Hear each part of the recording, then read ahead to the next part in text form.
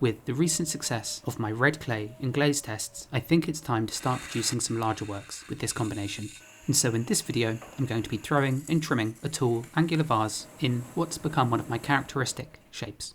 This roughly 2.5 kilo block, which is about 5 pounds and 6 ounces, is made up from 50% PF 690, which is the coarse red stoneware, and 50% ES 80, which is the much smoother high iron body, which will make it a bit easier to throw with. It also contains a sprinkling of bronze, not as much as I've previously used. These will create crimson dots on the surface of the pot. I've also got something going on with my finger. The skin on the right side of the nail seems to never heal, but I'm treating it. But it means that I can't really get it wet, which makes the process of creating pottery rather difficult, and as I didn't have any proper finger cots on the day of throwing, I'm having to improvise with a sliced off little finger of a rubber glove and a plaster, which I think should work. I've still got surprisingly good motion with it, so it shouldn't make much of a difference, but it does always feel very strange throwing with something wrapped around a finger like this. It's a bit like those videos you see of dogs wearing shoes for the first time. So, this lump of clay and the vase made from it should end up looking a bit like either of these. The metal-rich clay sort of fuses with the metallic glaze, creating a very simple eggshell-like surface. In person, it's much more red than it appears in this video, and you can just about see the blossoms left by the bronze scattered at random over the surface. Spin. Oh, good boy. Pour. Oh, thank you. And this is the vase I want to recreate, but just on a much larger scale and with a shape that's proportionally a bit stretched out. This blocked off shape is just not conducive to being thrown on the wheel with, so I begin by patting it into a round shape and then slamming it down in the centre of the wheel. You can get away throwing smaller lumps of clay that are squared off like that if they're soft, but with a bigger lump of clay like this, it would have just made the beginning process far more difficult and time consuming. You can also pat the lump round when it's on the wheel, like so, and even dry centre it, which I do with my fist that's supported with my left arm holding it steady, and the clay that gets scraped off is simply added back onto the top and firmly pressed in.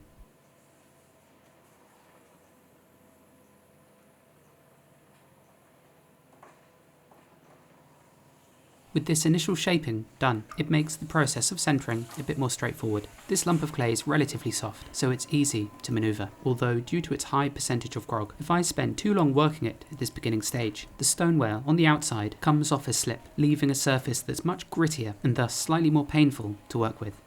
This is a relatively common thing to encounter as a beginner, as you'll be spending much more time centering the pieces of clay you're working with, but the quicker you are, the less you'll encounter this. The grog helps in another way though, as it gives the clay strength, which will make the vase thrown from this piece of clay hold its shape much better. It'll also shrink less as it dries, as well as not warping so much, which is something I'm quite excited about and want to test, as often if I make things too thin when fired in the gas kiln, the harsh, fiery environment can cause the more delicate pieces to warp, especially if they're placed close to the burners.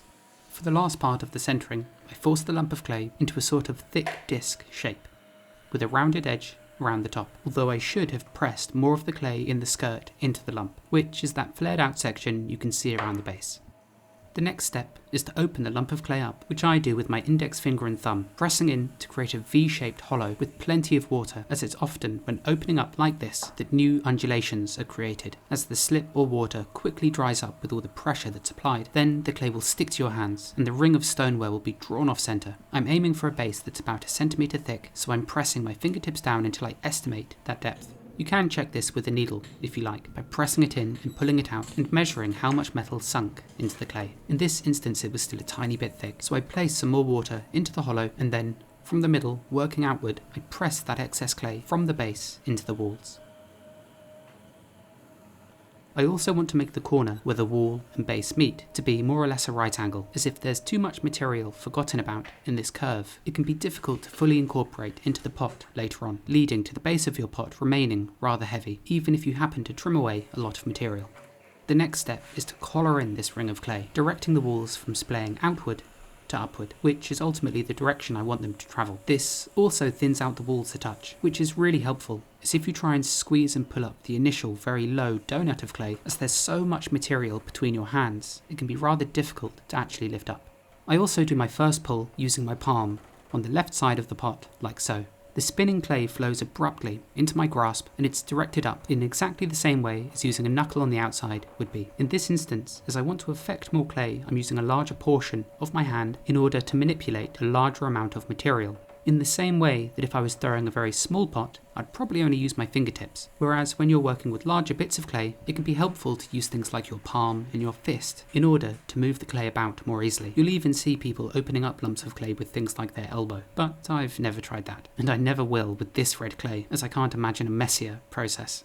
With the cylinder now thinned out a bit though, I can begin lifting the clay up more conventionally. In this case, I'm using a soaked mud tool sponge on the outside, which I press into the bottom to scoop up all that excess clay with. On the inside, my fingers are pressing out where that bump is, and from this point, all I'm doing is lifting up that bump on the outside with the soaked sponge. The sponge itself does two things. It helps to keep the outside lubricated as I work, as well as increasing the amount of surface area I'm applying pressure with on the outside, which again, when working with larger masses of clay like this, can be helpful. Once I reach the top, I don't try and throw through it to create a thin lip. Instead, they come to a point just underneath the rim and then I let go very softly. If I keep the rim relatively thick, it adds strength to the overall form. I can worry about thinning it out later, but if at this stage, if I made the rim really thin, the spinning pot would have more of a tendency to lose its shape. But as my goal at the moment is simply to gain height, the rim being thick and adding strength is exactly what I want. Truth be told, I don't make that many large pieces, so it always feels like a bit of a learning curve whenever I work and throw larger masses of clay. But it is always something I want to get better at, and I think if anything I should just spend a month doing nothing but throwing tall pieces, although I think I need a bit of a studio clear out before I do that, as otherwise I'll very quickly run out of space. The main thing when pulling like this is to move slowly and consistently, but you can also release pressure if you need to, if your hands and arms are uncomfortable. I try to take my hands off with the bulge exactly where it was. I then simply reposition my hands and keep on throwing. With the cylinder feeling relatively consistent, I can start to do some proper shaping. I begin by angling out the lower section of the walls, which does cause the height to drop a bit. Then I'm throwing the clay inward and outward at the top to recreate the angularity you saw on that small vase at the start. Essentially, I begin by creating a rounded version of that shape, as once a very sharp angle has been thrown into the pot, depending on the stiffness of the clay, that can be quite a difficult thing to undo, but by keeping it rough and curved, I can still make alterations if I have to. So it's only once I'm really happy with the overall shape that I'll move on to refining it, creating those angles and sharp changes in direction.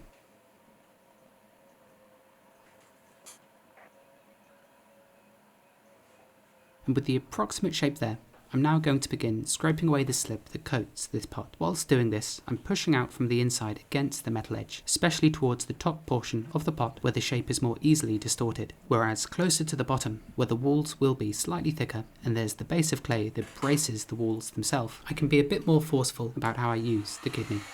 And with most of the slip removed, revealing a relatively dry surface, I give the vessel a quick blast with the heat gun, drying the clay out so I can be a bit more assertive with my shaping by pressing from the inside out, and as the clay is harder, it'll hold its shape better. This is especially useful on areas where the clay does become much thinner, and on the points in the walls where they do change direction quite dramatically. These are generally the places where the walls will fail, or an undulation will appear if something does go wrong. So far, the makeshift finger protection is working well, although the real problem is having to wash my hands every 2 seconds to change the camera angle, which is why for most of this process my hands look so clean, considering I'm throwing probably the messiest clay. With the shape more or less there, I can begin going through the finishing procedures. I begin by removing the skirt of clay from around the base, for which I'm using an ancient turning tool I have that's extremely blunt and rounded on the tip, so it doesn't scratch the metal of the wheel head very much. I then sponge away the water from the inside, as you don't want all this moisture sat in the bottom of your pot overnight, as it can weaken the base and make it much softer than the rest of the pot, which also means it dries out much more slowly. I then scrape away the worst of the throwing rings on the interior form and soften the rim with the chamois leather, although I will be turning this section later to a sharp beveled edge, which gives the entire pot the appearance that it's much thinner and finer than it actually is for a vessel of this size. I then slide a taut, twisted metal wire underneath it, separating it from the wheel, and with dry hands clasped around it, I spin and lift at the same time. It's placed onto a dry wooden bat, which overnight should wick away some of the moisture in the bottom. And throughout this process, I'm going to try and save as much of the reclaim as I can. This way it can eventually be wedged up and thrown into another pot, instead of being incorporated into my larger batch of reclaim.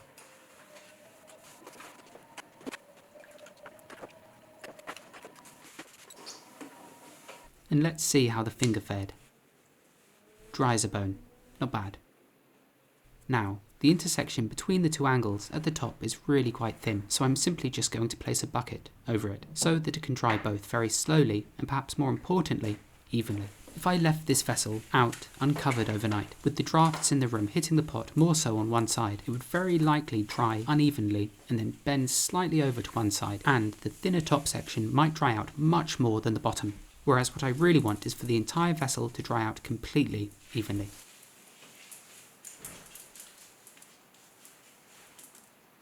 It's now the following day, so I begin first thing by uncovering the vase. I'll then place it on the wheel and let it sit there spinning very slowly to dry out further.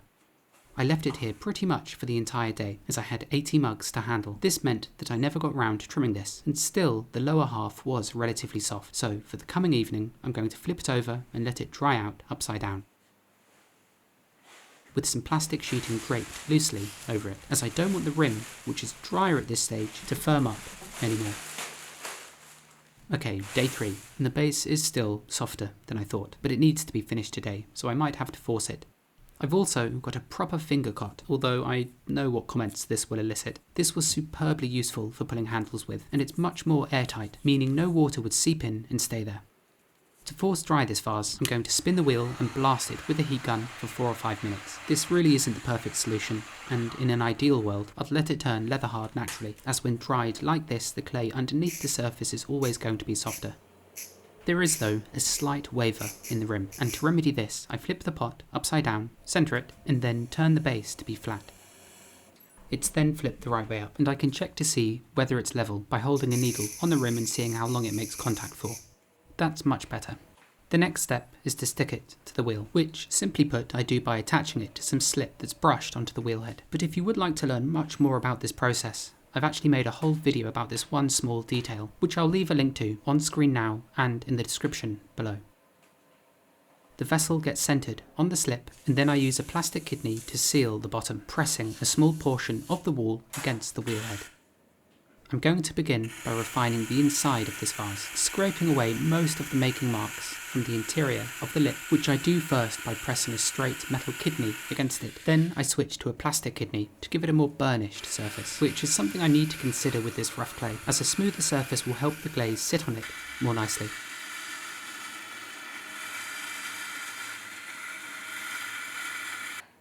I then did roughly the same for the whole interior, but I don't mind so much if there are throwing rings on the lower half. I don't want this vessel to be completely devoid of human touch. Next, I can begin trimming the outside shape, which is really just the process of refining and thinning the walls until they're more or less straight. There shouldn't be some parts that are thicker or thinner, they should be even in cross-section. With both the inside and outside portions trimmed, I'll now shift my focus to the rim, beveling it and making it appear much finer than the walls just beneath it. This will help the vessel give an overall impression of lightness. It will appear to be very delicate, even if the walls aren't actually that thin all the way through. And that's something they couldn't be really. If I trimmed the entire vessel to be about 2 or 3 millimeters thick, I'm sure it would deform, distort, and even collapse during the firing. It's something that's happened to me before. You need a certain amount of thickness in the lower half to support what's above it, otherwise the walls can buckle and collapse. To fix the rim and make it wonderfully smooth, I first run a very dense, wet sponge over it. Then, a few moments later, once this is dried, I burnish over it with the smooth side of a plastic kidney, although I did find myself switching to metal as it left a glassier surface. And with the top portion, which is arguably the most important part to get right, trimmed, I can begin turning the lower planes. The rim is so important, as it's a point you take in so much information from. It conveys weight and delicacy without you having to even pick the vessel up.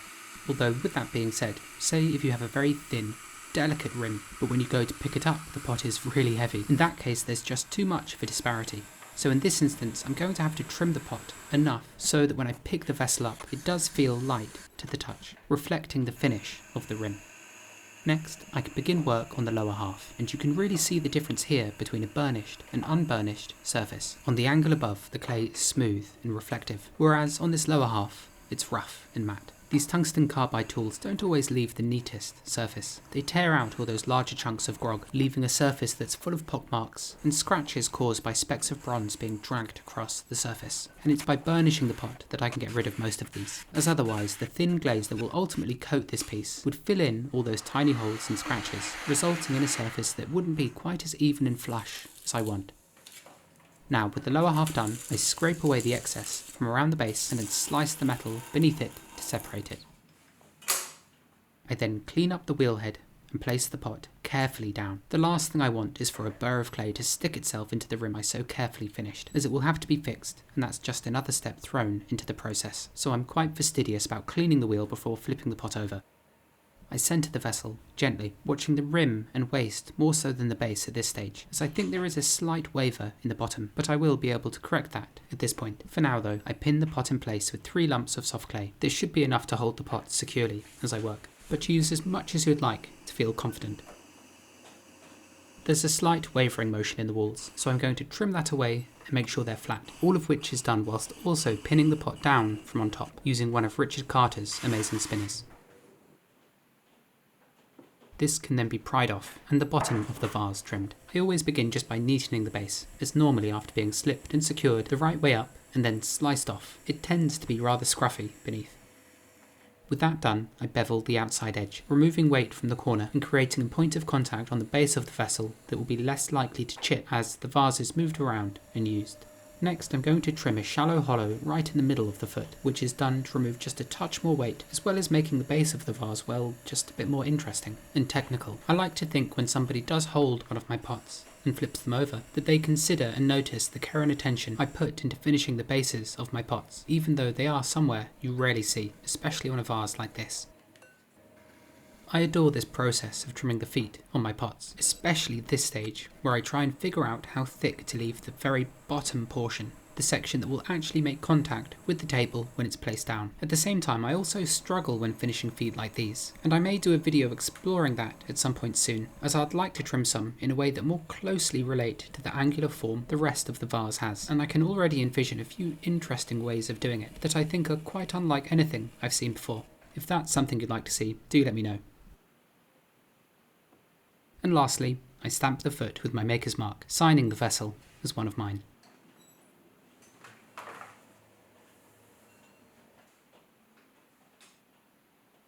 But I did do one last thing, and that was just to use the dense sponge on a few spots to clean up a couple of sections I missed, but I was very careful not to soften any of the sharp lines that really define this shape. And so that's this piece thrown and trimmed. You'll have to check in sometime in the future to see the glazing and the firing, as I haven't got round to doing that at this point. I love how fine this vessel is, despite it being made from a clay that's really coarse and quite difficult to work with, but I hope those qualities help it keep its shape as it's fired. The last thing I'm going to do is weigh it. 1,308 grams, or 2 pounds and 14 ounces, which means roughly 3.5 pounds, or about 1,560 grams have been removed, although that does include water weight that evaporates and makes the clay lighter, but hopefully this gives you an idea of the vessel's weight. That's all for now. Thank you, as always, for taking your time to watch, especially if you've made it to the end. Oh, and also, another huge thanks for all the comments on last week's video regarding the question I asked about how often I should upload. I think a vast majority of you still want the weekly uploads, so I think I'll try and keep on that schedule. And with that, I'll see you next time.